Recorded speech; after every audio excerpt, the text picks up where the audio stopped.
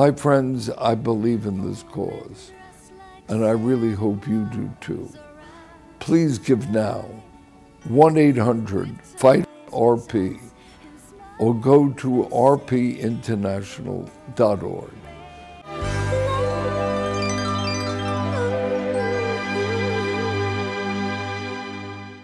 68 years old and with a lifetime of blindness, the Blind Boys of Alabama bring us more than their music.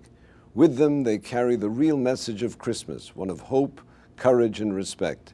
Left in orphanages at a very young age, the boys had a lot of time on their hands, so each began to practice a different musical instrument. The purest sound I've ever heard, said a caller to the Mark and Brian show. When the Blind Boys appeared recently, the caller, a professional guitarist himself, called in because he said he had never heard the guitar played so perfectly. The sound is so pure, he continued, that it brought tears to my eyes. People like you and I may not know what he was talking about, but those words introduce the Blind Boys of Alabama.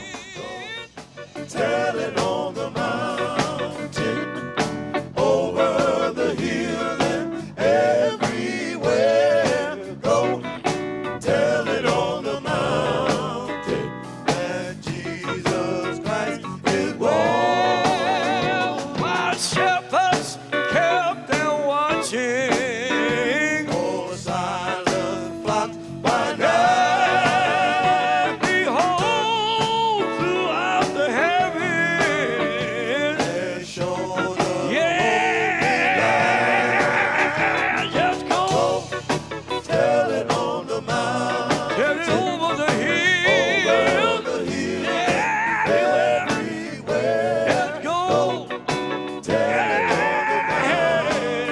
it that Jesus Christ is born. Well, when I was a seeker, I sought both night and day. Well, I sought the Lord to help me, and He showed me the way. Well, I got to go, tell it on the mountain, over the hills and everywhere. Go, tell it on the mountain that Jesus Christ is born. Just go, tell it on the mountain, over the hills, everywhere. Just go, tell it on the mountain, tell them that Jesus Christ is born.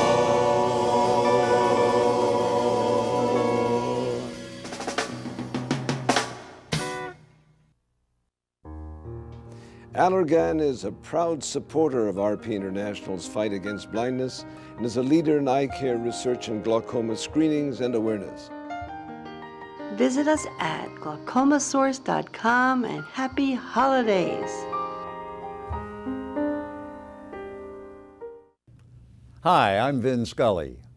My friends have helped me and RP International for a very long time, and some of them, well, we've lost in these past few years, and among them, well, one of the most talented and giving of all, Mr. Bob Hope. You know the Hope Inside broadcast? Well, that was named after Bob when he became involved. Indeed, he helped put together 100 celebrities to sing their first song for blindness, Forgotten Eyes, written by Steve Seiler, Rick Sperber, and Helen Harris. You know, Bob was like that. Helen called, Bob would answer. He answered a lot of people, indeed. And you know, today, I'm sure he'd be calling in to greet us from Iraq. Took my wife and daughter to Bangkok one year because I'd been going over there for this was 1970, and I'd been going over there about 6 years, and I said, come out and just visit. Look at Bangkok. But they came out and saw the show at Tockley Air Force Base and sat out there with Rosie O'Donnell and Stuart Symington. I introduced them, I introduced Dolores, and the kids wouldn't stop applauding until she got on the stage. She did White Christmas and wiped them out, you know. Then they said, you got to do it every show, and she did. And those audiences have a way of inflating your head. Because I was standing in the wings about the fourth show when she walked off, and she looked at me and she said, don't clutter up the exit, boy. Please consider the people who cannot see this holiday and call now. Please 100-FIGHT-RP. Now, back to our movie.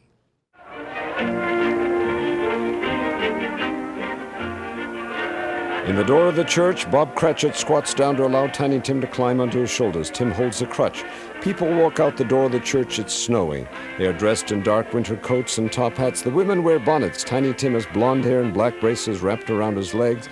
He wears a cap and a checkered jacket and smiles at his snowman. Tiny Tim grabs an apple out of the vendor's box. Tiny Tim kisses Bob Cratchit on the cheek.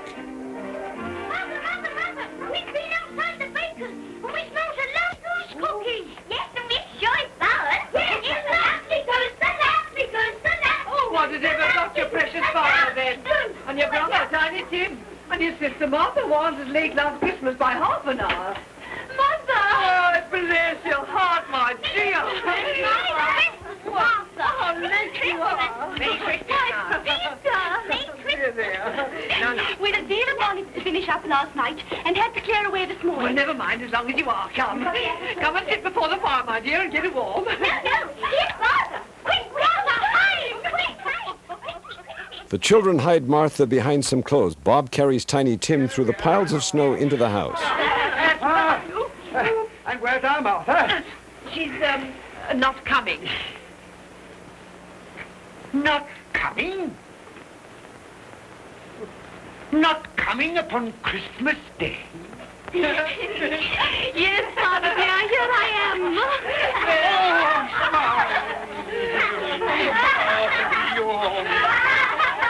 Scrooge and the spirit of Christmas are present and watch the family through the window. That was the goose. I'll take it in. Tiny Tim hobbles into the kitchen ahead of Martha. Tim's brother and sister jump up and down. Oh, but you're cold. Come and sit down and warm a bit. Mrs. Cratchit puts her arms around Bob and escorts him to the fireplace. And how did Tiny Tim behave? As good as gold, and better. Somehow he gets thoughtful, sitting by himself so much, and thinks the strangest things you ever heard.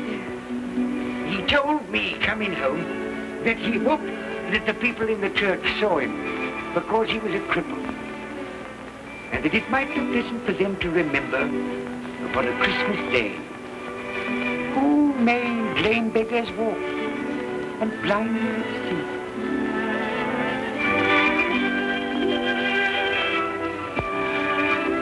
But he's growing stronger.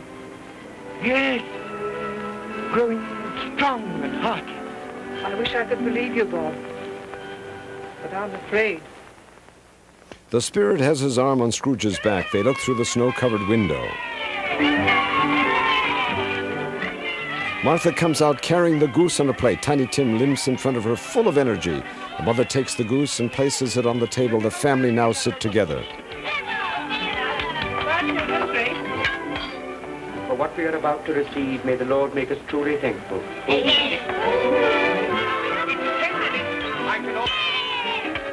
its flavor will I know to pass my utmost expectations. Yeah! With the mashed potatoes and the apple sauce. It will, I am sure, present a delightful combination that we shall remember until our dying day. Mother carves the goose. The dark, curly-haired son chews a mouthful enthusiastically. Delicious. That's the best goose we ever had, Mother. Yes, indeed. Oh, yes. Oh, I've eaten too much. And even now, we haven't eaten at all. Scrooge chuckles along with the family. You laugh. Laugh. I envy them. The straight-haired Tiny Tim leans on his crutch, smiling at the family. Spirit, tell me that Tiny Tim will live. I see a vacant seat in the poor chimney corner, and a crutch without an owner, carefully preserved. If these shadows remain unaltered in the future, a child will die. Oh, tell me that he'll be spared. If he is like to die, Had he not better do it and decrease the surplus population? Your words. Scrooge frowns. I give you Mr. Scrooge, the founder of the feast. The founder of the feast, indeed. I wish I had him here. I'd give him a piece of my mind to feast upon. I hope he'd have a good appetite for it. But, my dear, the children, Christmas Day. It should be Christmas Day, I'm sure, on which one drinks the health of such an odious, stingy, hard, unfeeling man as Mr. Scrooge. You know he is, Robert. Nobody knows it better than you do, poor fellow. My dear, Christmas Day. Well, I'll drink his health for your sake and the day's, not his. He'll be very merry and very happy, I've no doubt. Here's Mr. Scrooge's health.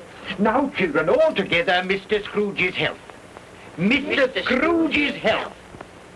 Mr. Scrooge's health. As Scrooge watches through the window, Tiny Tim holds his white cup with both hands and drinks along with his family. And now, Tiny Tim will sing to us. Yes, I do sing. What shall I sing? Hark the heralding. Yes, hark the heralding. Hark the herald angels sing, glory to the newborn King, peace on earth and mercy nigh of God. Come now and see how others keep Christmas. The spirit takes Scrooge by the shoulder. A couple in silhouette clink glasses through an upstairs window. Another couple kisses.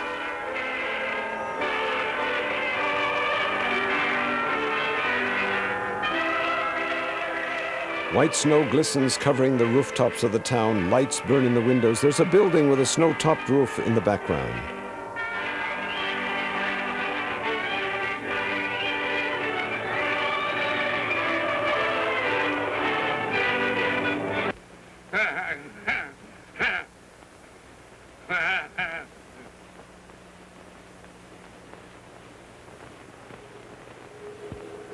Scrooge shakes in his bed. A black shadow looking like the legs of a large spider moves across his face.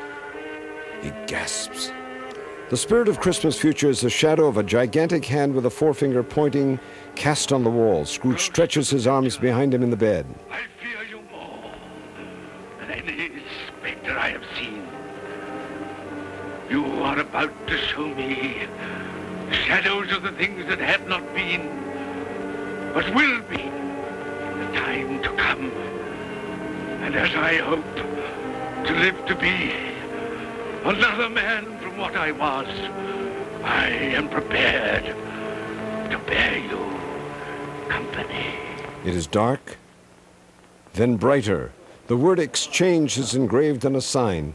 Scrooge, his face small inside the head and shoulders of his shadow, watches three gentlemen in top hats chat on the street. I don't know much about it either way. I only know he's dead. When did he die?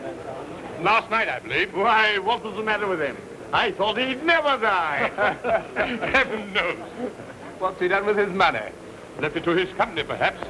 He hasn't left it to me. That's all I know. The gigantic shadow of a finger points, and Scrooge turns to watch the men.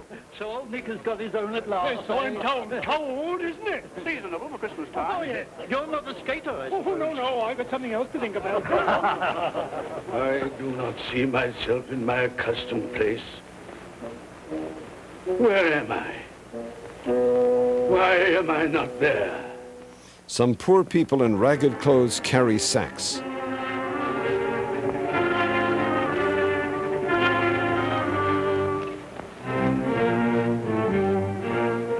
Don't stand there staring as if you were afraid, woman.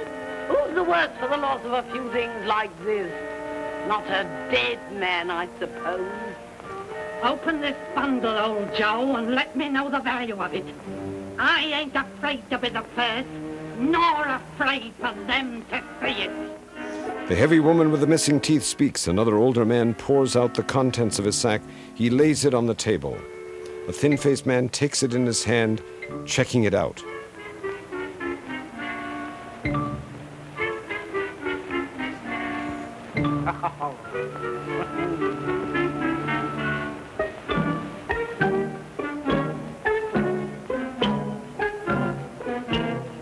Yes,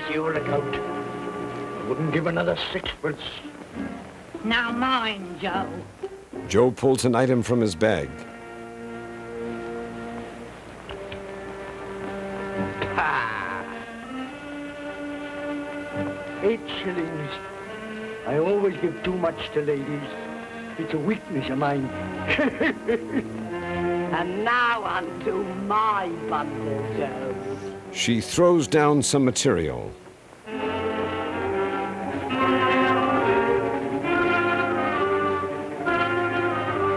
Bed curtains. Ah, bed curtains. You don't mean to say you took 'em down, rings and all, with him lying there?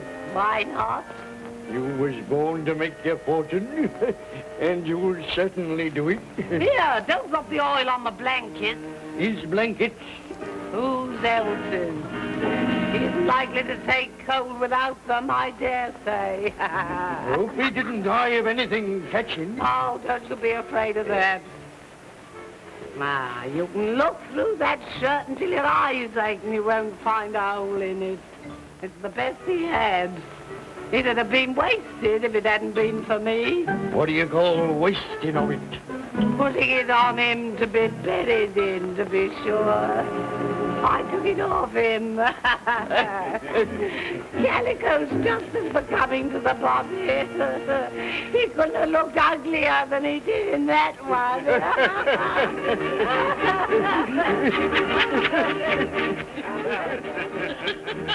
All the thieves are laughing. Their faces are bright against a black background. The black shadow of the hand crosses the woman's face. This is the end of it, you see. He frightened everyone away from him when he was alive, to profit us when he was dead. I see. The case of this unhappy man might be my own. My life tends that way now. Merciful heavens! What is that? The shadowed hand of Christmas future points to a lumpy white sheet. Is this the man they spoke of? Neglected, robbed, hated. Can you not show me some tenderness connected with death? The shadowed hand blends in with Scrooge's shadow. In the Cratchit house, however, pretty flowered wallpaper gives a homey feel to Cratchit's house. Bob climbs the stairs, places both hands on his face, and sobs.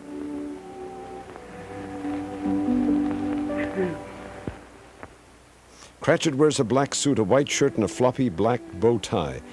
He heads to the left and opens a door, closing it behind him.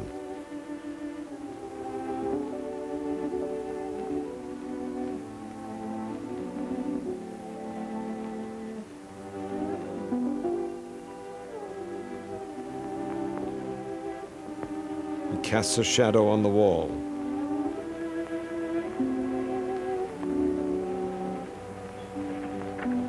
Cratchit leans over Tim's bedside. The boy is motionless, arms crossed on his stomach.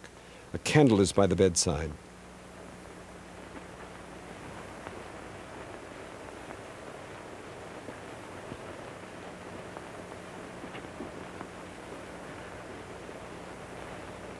My little child. Scrooge's sorrowful face is contained in a large shadow of his head. He has bags under his eyes. His hair is matted. Cratchit kisses Tim's forehead. The boy is still.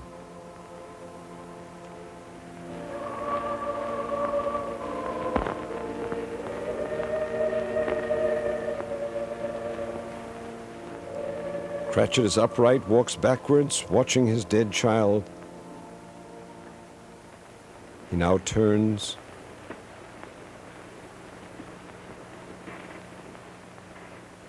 and heads for the door. Tiny Tim, thy childish essence was from God. The living legend Charlton Heston reminds us of his early Christmas. Almost 100 years ago, the editor of the New York Sun got a letter from a little girl. She wrote, "Dear editor, I'm 8 years old. Some of my friends say there is no Santa Claus. Papa says if you see it in the sun, it's so.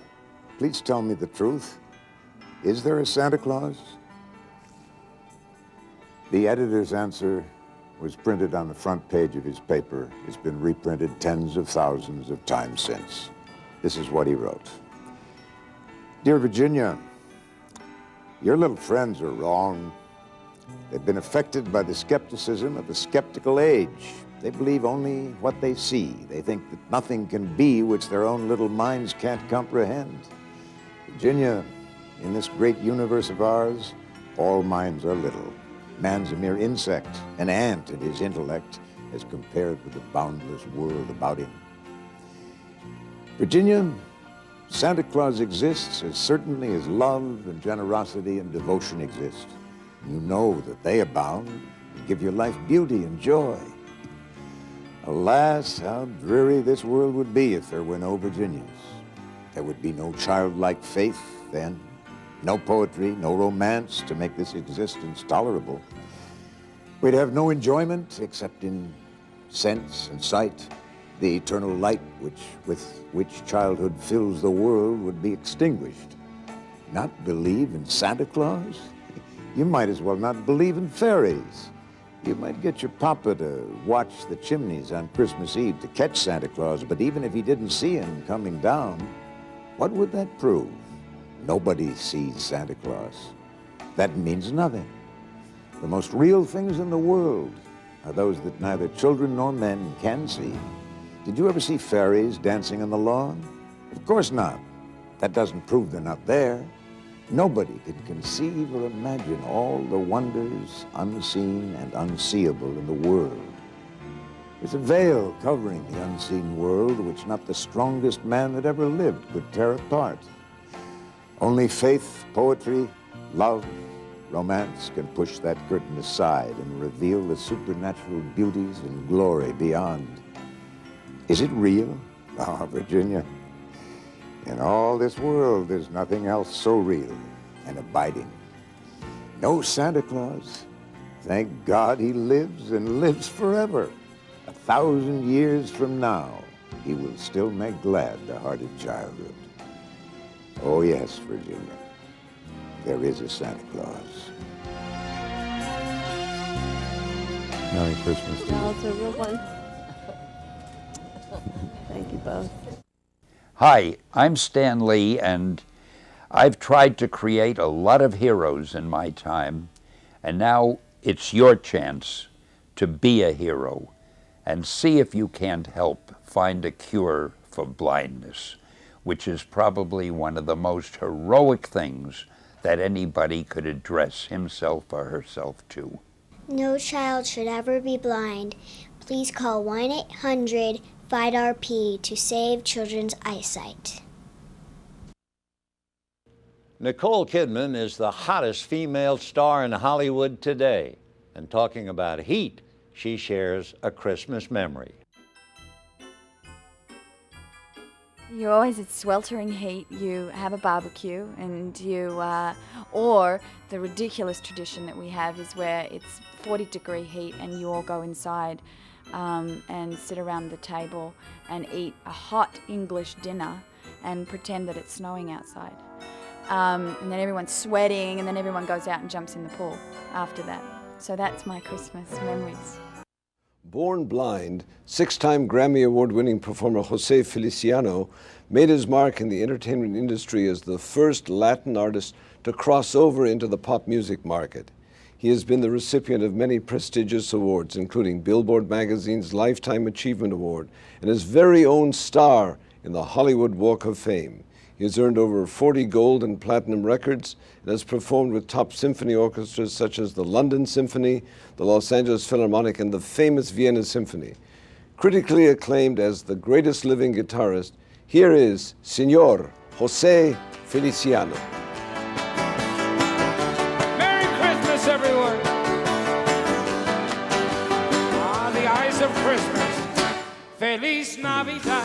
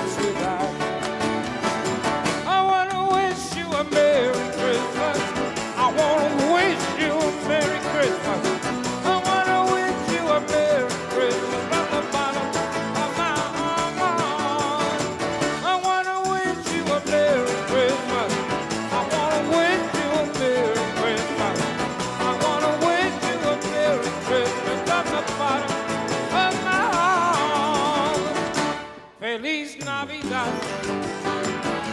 Feliz Navidad. Feliz Navidad. Prospero año y felicidad. Feliz Navidad. Feliz Navidad. Feliz Navidad. Prospero año y felicidad.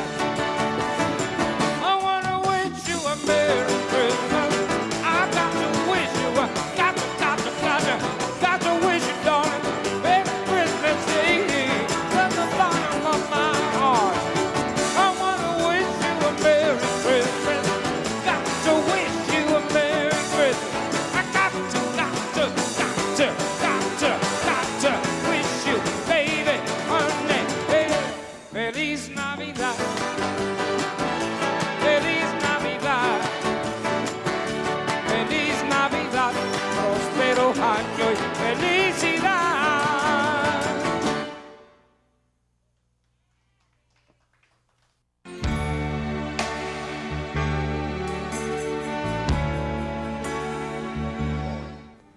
My friends, I believe in this cause, and I really hope you do too. Please give now, 1-800-FIGHT-RP, or go to rpinternational.org. Sony Columbia is proud to present the following as their holiday edition. Time magazine raves. American Hustle is an explosion of flat-out fun. You happy? Yes, I am happy. It's the most exhilarating comedy in years. Oh, you've got a fiancé. I don't know, no fiancé. I don't know. You don't know? American Hustle, rated R. Of paramount importance this time of year, here's the Christmas and holiday edition for Paramount Studios. Lieutenant Ryan, I want you to join my unit. Which unit is that? The one to make sure we don't get hit again. Somebody tried to kill me. What the hell is going on here? You gotta pick somebody to trust. Jack? What are you doing here? You think everyone is who they say they are? There's gonna be a coordinated attack. They will wipe us out. If you find the truth, will you believe it? Let's go, let's go! Oh my God. Jack Ryan, Shadow Recruit.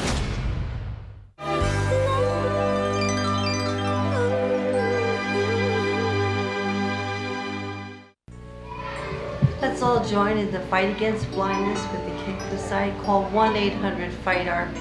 Please call now. Kick away the blindness, just like it happened for me and my own son. It can happen for you. Please call now. No child should ever be blind. Please call 1-800-FIGHT-RP to save children's eyesight. Hi, I'm Travis Genn of the Traditional Martial Arts Center in Horseshoe, North Carolina. And these are our students, and they've raised money for the Kick-a-thon for RP International, and they'd like to say something to you. Everybody? We are happy to be fighting the fight against blindness, and we hope that children everywhere will join in whether they can see or not. Tom. The children, for the eyes of tomorrow.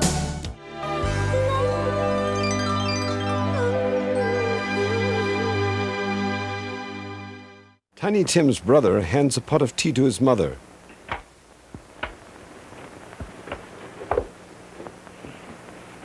I met Mr. Scrooge's nephew today, and he said to me, I'm heartily sorry for you, Mr. Cratchit, and heartily sorry for your good wife. So how he knew that, I don't know. Knew what, my dear? Why, that you were a good wife. Everybody knows that. Well observed, my boy. And he said, if there's any service that I can do for you, pray come to me. It almost seemed as though he had known our Tiny Tim and felt with it. Cratchit raises Tiny Tim's crutch. And I'm sure we shall none of us forget him, nor this first parting there has been among us. Never, Father. And I know that when we recollect how patient and how mild he was, although he was but a little child, we shall not quarrel easily among ourselves. and forget poor Tiny Tim in doing it. No, Father. Cratchit's family kisses him. Mother then takes Tim's crutch from Bob. Very happy. Very happy. Now, Spirit, tell me what man that was whom we saw lying dead. The shadowed hand points above Scrooge's head. His shadow disappears into the darkness. Out of the darkness appears a snow-covered cemetery full of tombstones. Scrooge stares into the graveyard, trembling.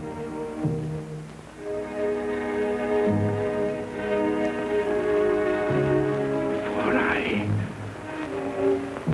draw nearer to the stone at which you point. Tell me, are these the shadows of the things that will be? Or are they the shadows of the things that may be only? The spirit of Christmas future points to a flat tombstone.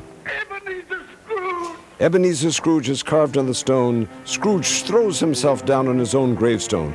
He falls down, then looks up. Am I that man who lay upon the bed? The finger points down. No, Spirit, no. I'll not be the man I was.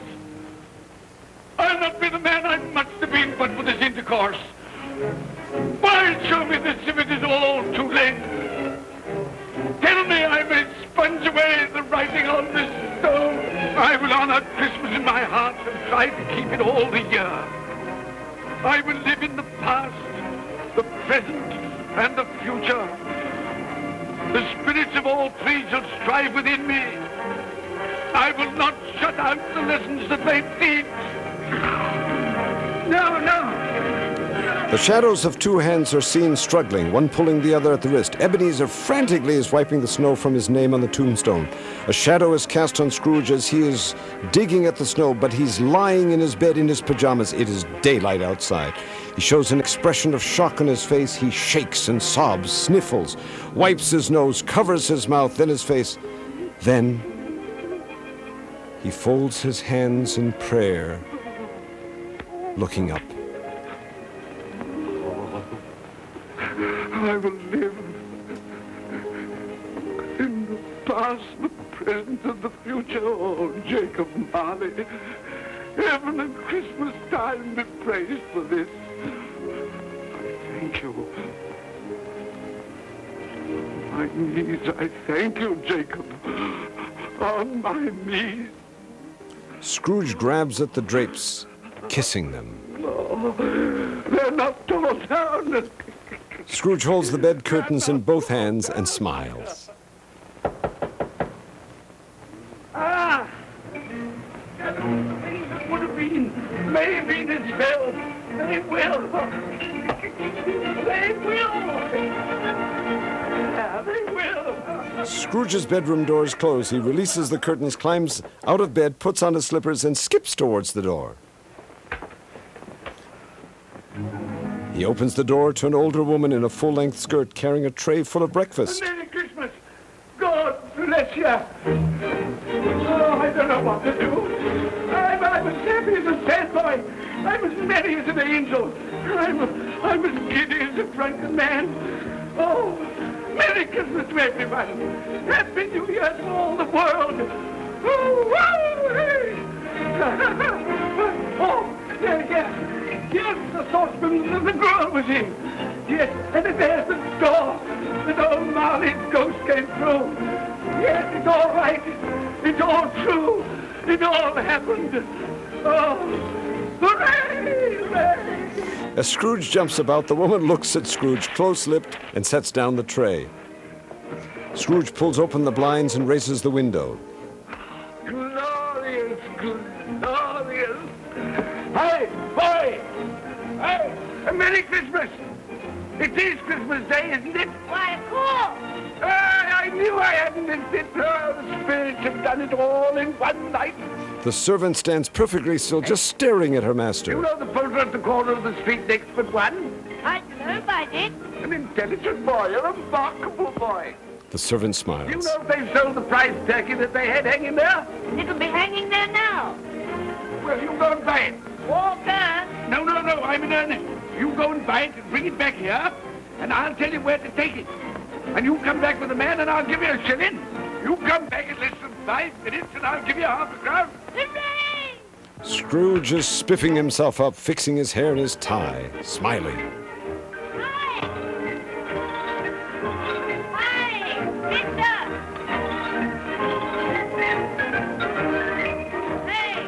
Ebenezer puts on his cape and his top hat. The boy and the turkey vendor, however, stand downstairs on the street. The man in the striped apron holding the turkey is about to leave, but the boy stops him. Scrooge comes outside. You'll have to have a cab. There you are, my boy. There's the address. There's the money. And there's the money to you. Very kind of you to have brought it round. The turkey vendor stares at the money in his hand. Merry Christmas, my dear. Thank you, sir. Thank you. Who's that won't come and dine with you? Uncle Scrooge. Oh! Still, what's the consequence? He won't give us much of a dinner. Indeed. Well, I think he'll lose a very good dinner. Freddie pours wine for everyone and his wife passes it out. There's a party atmosphere. Everyone's dressed fashionably and watches Freddie and his wife. Scrooge, dressed like a grand gentleman, hesitates before he knocks on his nephew's door. He's not sure whether he should enter. Knocks the door, then turns his back. Reconsiders. The maid in her apron answers the door. In, my dear? Yes, sir. Can I see him, my love? He's in the dining room, sir. I'll show you in. He knows me. He knows me. Scrooge hands the maid his hat and coat, then brushes by her and enters the house. Freddie and his guests are sitting down for Christmas dinner.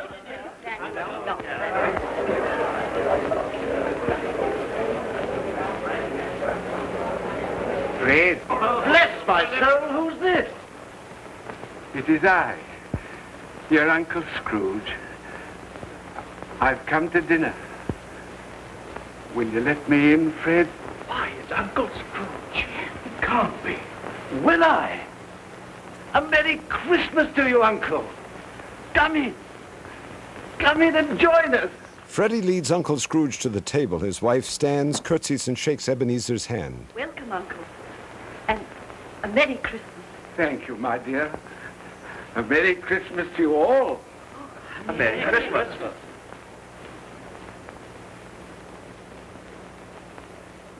Scrooge moves toward the Christmas tree, decorated with tinsel, ornaments, and bowls. He looks at it with the eyes of a child.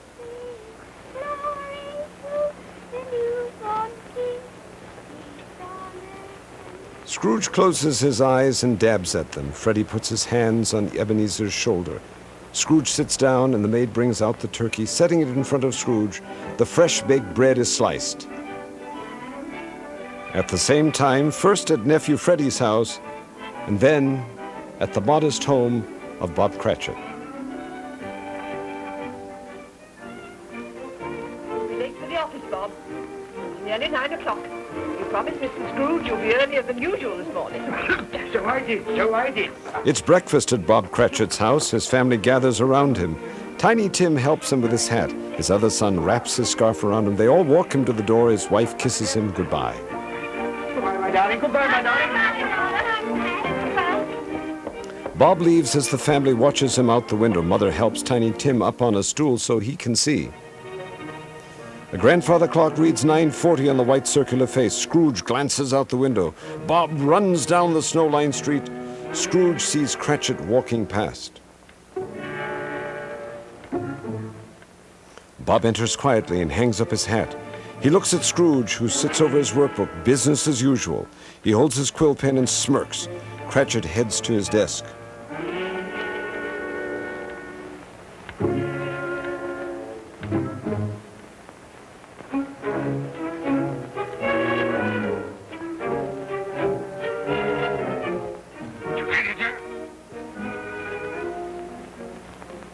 What do you mean by coming here at this time of day? I'm very sorry, sir. I am behind my time. I think you are, sir. I think you are. There's only one thing here, sir. It shan't be repeated. I was making rather merry yesterday, sir. So I'll tell you what it is, my fine fellow. I'm not going to stand it any longer. And therefore... Scrooge pushes Cratchit, who raises his ruler in defense. Sir, you must be joking. Never more serious in all my life, Bob.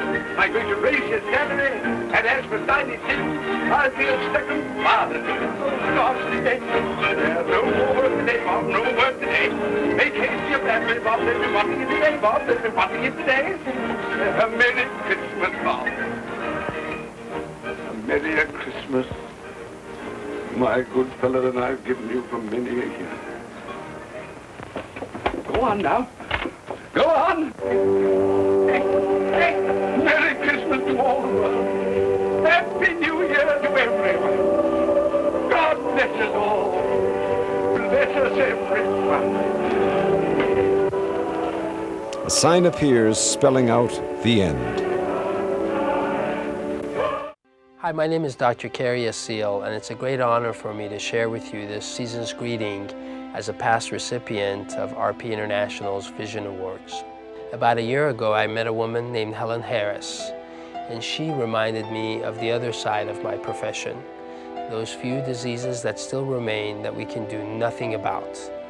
As I watched her groping for a little potato chip on a tabletop, watching her mind try to visualize what the potato chip could look like and where it was, and try to pick it up without embarrassing herself in front of the other people in the room, I was reminded of the cruelty of retinitis pigmentosa.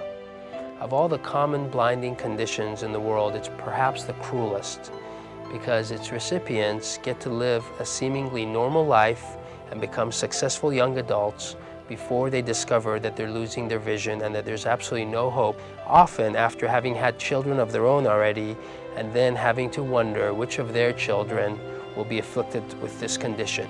In this case, Helen had 2 of her sons afflicted with retinitis pigmentosa, and now will have to wait for them to in turn lose their vision. At a later time, Helen came to my house for dinner, and as my 2-year-old boys ran out into the living room, she picked them up as they ran up to her and started kissing them and hugging them and smiling into their faces. My boys were certain that Helen could see their beauty in them because they were glowing like I had almost never seen before. They were excited, and as I watched her playing with them, knowing that her life was one of darkness, pierced by bolts of lightning constantly and funny, bizarre images coming at her that didn't exist in the real world, I was amazed to see how naturally she could interact with them, brushing their hair and groping for their clothes and making them feel wonderful and special. And I could also tell that they were taking her back to a far happier time in her own life when her boys must have been that age and she was playing with them, and perhaps she was just recreating that scene in her mind. And so this holiday season, I encourage you to reach into your hearts and reach out to your telephone and make your contribution to 1-800-FIGHT-RP. That's 1-800-FIGHT-RP, so that someday we may both witness Helen's grandchildren playing side by side with my children, never having to worry about losing their vision. Thank you.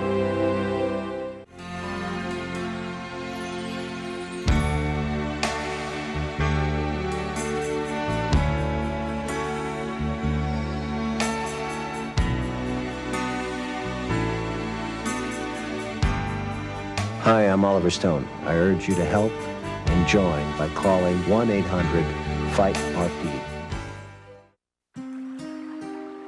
The Christmas of 1994 was probably one of my most spectacular Christmases. We were all ready for dinner, and then the police called up and said our dogs had escaped, and we have these huge Irish wolfhounds, and so we spent a whole day of Christmas looking for these flaming dogs who were the size of horses running around the countryside. I'll never forget that.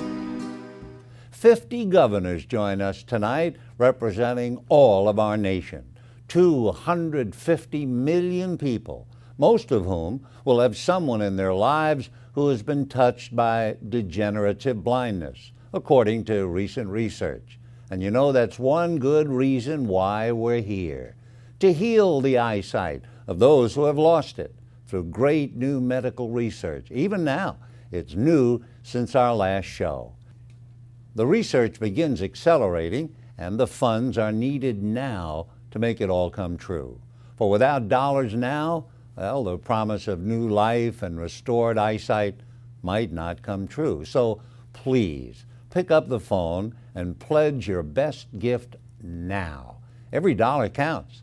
You can visit eyesofchristmas.org or rpinternational.org to get more information and to make your donation right there through the convenience of your computer. Or if you prefer to mail in your donation, please send it to Post Office Box 900, Woodland Hills, California, 91365. Please look at the screen now, and for the first time, perhaps you will learn more about the simple test that can alert you to the symptoms of macular degeneration. It's called the Amsler Grid. This simple grid can help detect some of the earliest forms of eye problems. First, hold the grid at your comfortable reading distance. Wear your usual reading glasses if you have any. Second, check one eye at a time by covering either the right or the left. Third, with the uncovered eye, focus on the grid without removing your gaze from the dot. Can you see all four corners of the grid without removing your gaze from the dot? Do all the lines appear straight and continuous? You may see dots appearing intermittently at the intersections. This is a normal optical illusion. Repeat with the other eye. If the answers are all yes, you've passed. If the lines appear wavy or distorted, you should make an emergency appointment with an eye doctor. Any formal eye exam should be done by an ophthalmologist or an optometrist. For additional advice or to learn more about the 10 symptoms most commonly associated with vision impairment, please call 1-800-FIGHT-RP or visit us online at www.visionawards.com. Once more, 1-800-FIGHT-RP. Thanks. Well, we're coming to the end of this program, and remember, you met researchers just like these who are looking for a cure or treatment, musicians who have donated of themselves all night, and wonderful volunteers who help put endless hours of time together to put these shows on the air for you.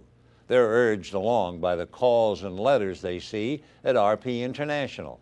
Calls and cries for help you would not believe. We're doing that hard work for you, and we invite you to become a volunteer for RP too. But your money and donations are needed right now to keep this work going. This evening is closing, but the time for giving will never end until the cure is found. Your smallest efforts count, but you can remember RP with your will, a trust fund, a special gift allowance, a monthly contribution, no matter what the amount, $5, $50 a month, or a one-time gift of $1,000 or more. No matter what you give, it'll make a big difference as it pierces the darkness. So as we go off the air, here is some of RP International's own music, 2 songs, Forgotten Eyes, in memory of our dear friend Bob Hope. This hour of music for the Eyes of Christmas is dedicated to him. We want you to listen to the words of Forgotten Eyes. Remember the green of the grass in the springtime. Remember the gold autumn leaves on the ground. You don't have to remember, because the seasons return and you'll see them the next time around. We miss you, Bob, and you'll leave this wonderful tribute behind, the Bob Hope in Sight Telethon, transformed into the Bob Hope in Sight Eyes of Christmas. Thank you for still being with us, Bob Hope, and for helping us to keep this lifeline of music going. Our prayers, hopes, and pleas for an end to the war in Iraq are part of our memories and thoughts to the fathers, mothers, sisters, and brothers over in foreign lands fighting for us. We hope the music reaches you and lets you know how much we care about you. So today, we sent you letters that we believe your sons and daughters would like to send, if they could write, if they were old enough to do that, and we're sending responses similar to some of the feelings you may feel right now. The one feeling we wanted you to feel for sure is you have not been forgotten lives. Wherever you are, America remembers. Thanks for watching with me. I'm Vin Scully and all of the gang at RP International with another year of the Eyes of Christmas Special Edition, Singers for Sight, which we hope you'll see every year pierce the darkness. Thank you again, and happy holidays. Remember the gold. No cure, no treatment, nothing. When I do a game, I pretend that everybody in the audience, radio we're talking about, is blind. You don't have to remember, 'cause the seasons return, and you'll see them the next time around. We've come together. The 12th year I must stand in front of you and say, yes, we're getting closer. No, we don't have a cure yet.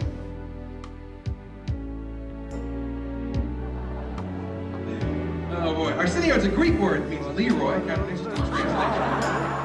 With sight quickly fading, the next flower she sees just might be her last. Will she have? Do the most to help people like me be able to see.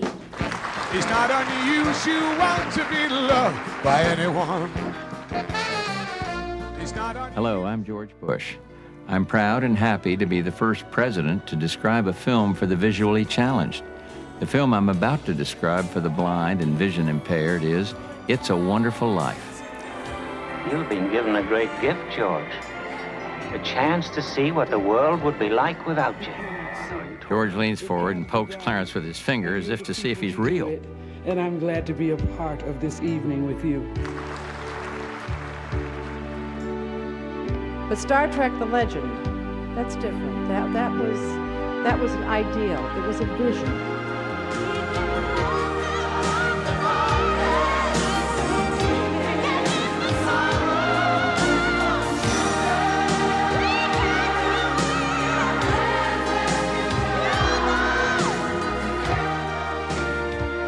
The cornea transplant, it is a modern-day miracle. People with retinal diseases are waiting for their modern-day miracle. This is an extraordinary evening. I have learned many things I did not know. I had no idea Mandy Patinkin was Jewish. You can light the darkness. You can hand the sun to the children.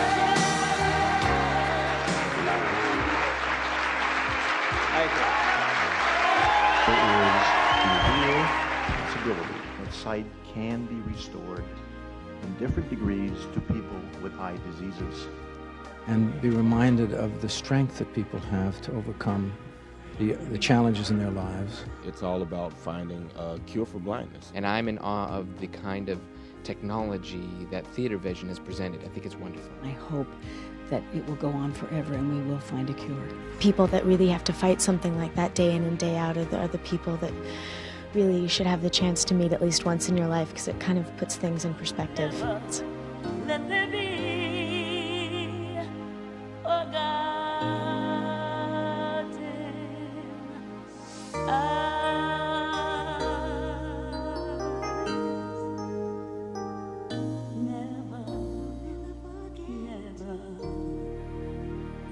No child should ever be blind. Please call 1-800-FIGHT-RP to save children's eyesight. Remember the green of the grass in the springtime. Remember the gold autumn leaves on the ground. You don't have to remember, 'cause the seasons return, and you'll see them the next time around. But what of the child with sight quickly fading? The next flower she sees just might be her last. Will she have to imagine the blue daylight sky through a nighttime that never will pass? For the children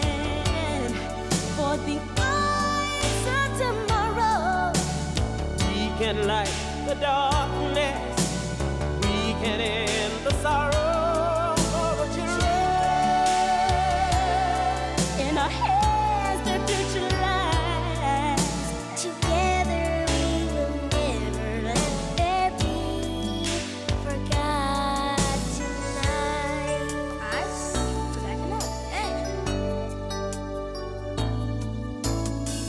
A boy racing time to see every rainbow, crowded by shadows, he'll never give in, finding beauty in things we don't take time to see.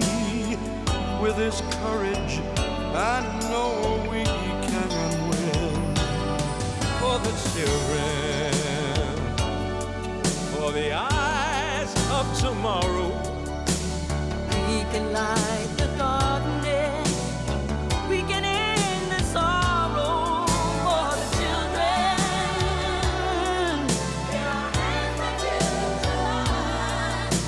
Together we will never let there be forgotten nights.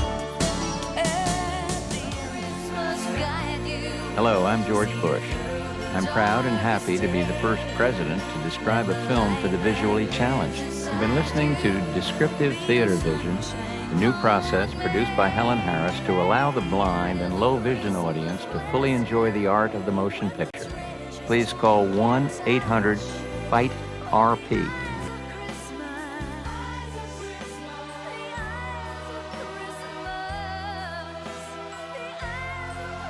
My friends, I believe in this cause, and I really hope you do too. Please give now, 1-800-FIGHT-RP, or go to rpinternational.org.